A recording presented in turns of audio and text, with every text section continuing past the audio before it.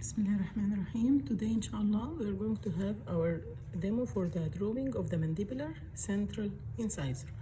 First of all, as I am a mandibular tooth, so what will differ from the maxillary, that I will have my crown directed upward and the root is downward, okay? Not like the previous, the crown was downward and the root upward. Now I have my root directed downward, as it is mandibular tooth, okay? First of all, we are going to follow our same steps. Make my cervical line, then measure here 38 millimeters, which is the crown length. This 38 millimeters in the curving, it will be 9.5. The crown will be 9.5 when I multiply by 4 to draw. The scale of the drawing is multiplication by 4 of the normal measurement, so it will be 38. What about the root? It will be 50 millimeters. So I can count 55 large cubes, okay, to have my 50 millimeters here, root, and 38 for the crown. Make my midline. Then I have my mesio-distal dimension at the cervix is 14 total, 7 mesially and 7 distally. What about the crown? I have 10 mesially, 10 distally. Then I should join this point in the form of straight lines. Again, I have the mandibular central incisor fan shape. Why fan shape? Because it has a constricted neck. The neck is narrow. When I compare the difference between here is 7 and here 10, which means 14 and 20. So I have a constricted neck. I have mesial and distal outlines straight, no concavities or convexities. The incisal edge even straight, and both angles are sharp. This gives me what? The fan shape of the mandibular incisor. Okay, so I have here sharp mesio incisor and distal incisal angles.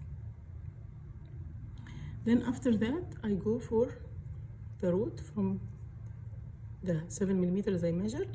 Go again tapering with the root, as you see, till you reach the apical third, where you can just make the shifting of the apex distally. It is shifted distally at the apex, and the apex is pointed. Okay, then we are going to have the lingual aspect. I will repeat the same. Make midline, take my measurement 7 and 7. Here I take 10 and 10.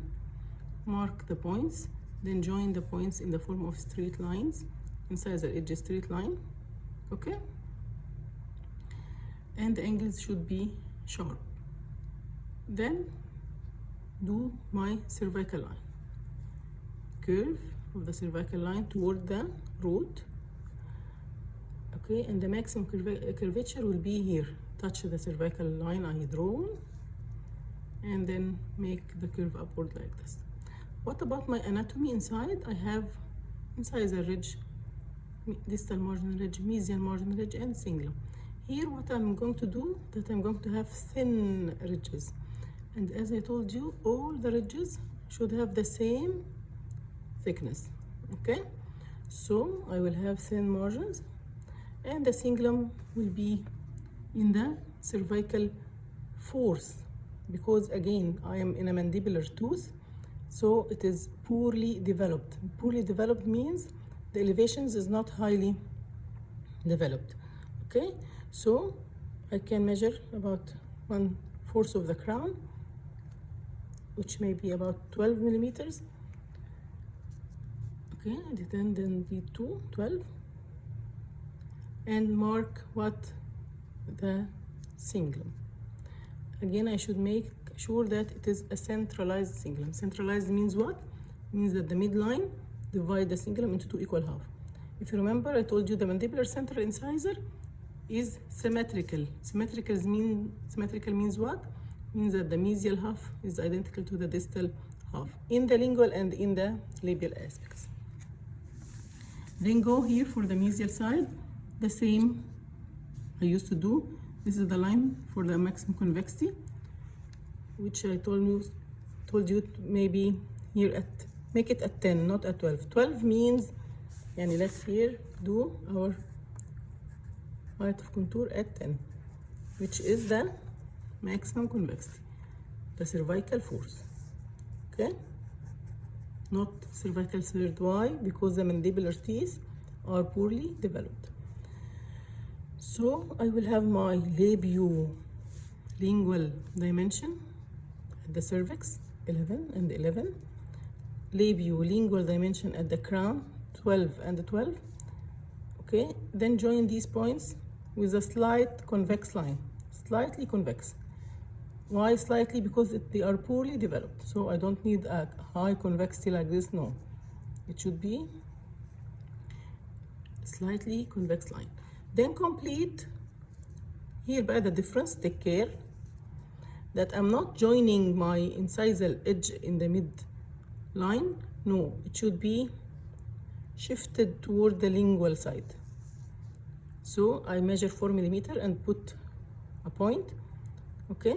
This will be the lingual inclination. Why lingual inclination here? Because I have mandibular teeth, and the mandibular teeth, as I told you, all the mandibular teeth have lingual inclination for proper occlusion with the upper teeth, okay? So now this point 11 and 11, the other point 12 and 12, make my incisal point at 4 millimeter from midline toward the lingual side. Then join slightly convex and straight till the incisal edge. Here again, slightly convex, then slightly concave and straight till the upper part, because the elevations and depressions are not well developed. As I told you, here I have shallow fossa, okay, and thin margins. It will be reflected here, the shallow fossa by slight concavity, okay? Then from this point, go slightly in the first part as parallel lines, then taper in the second half, the apical half. So they are here parallel, then they taper downward to a pointed apex also. Then don't forget my developmental depression on the side of the root. Here my cervical line, the mesial side, it will be 2.5. In the carving, in the drawing, it will be 10. So it will be on the same line of the height of contour. Begin with the line here, but don't make it in the mid line. Again, it should follow the incisal edge. Okay, so I will go also lingually 4 millimeters, then join my cervical line. So it is high with 10 millimeters and away from the midline with 4 millimeters. Go like this.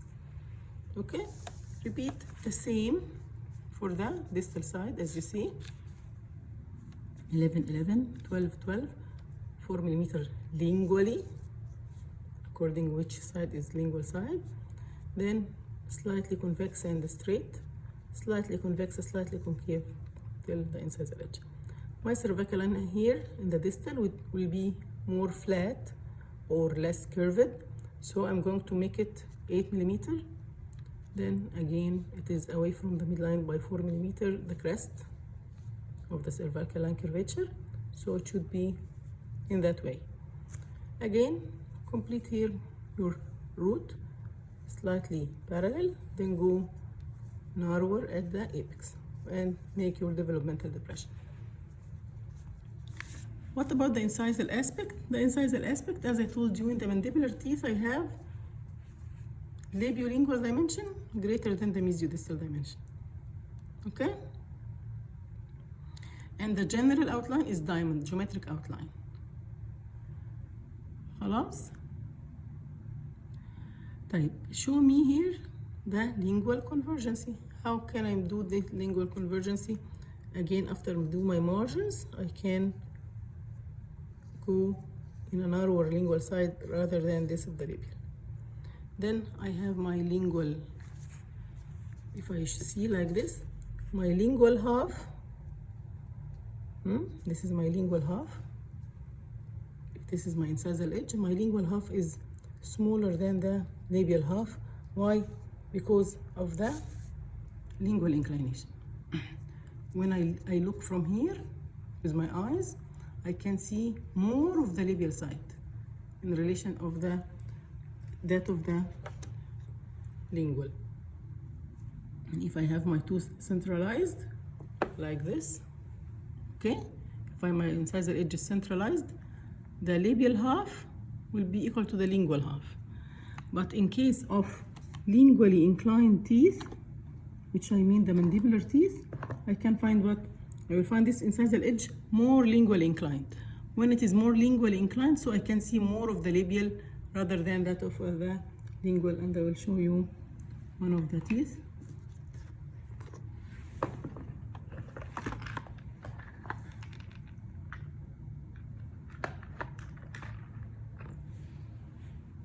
If you see here, this is a mandibular tooth, okay? I can see much of the labial compared with the lingual. Why? Because it is a mandibular tooth. Mandibular tooth means what? Means it is lingually inclined. As you see, it is not a centralized crown. If the crown is centralized, so it is upper. If it is lingually inclined, so it is lower. You see the difference?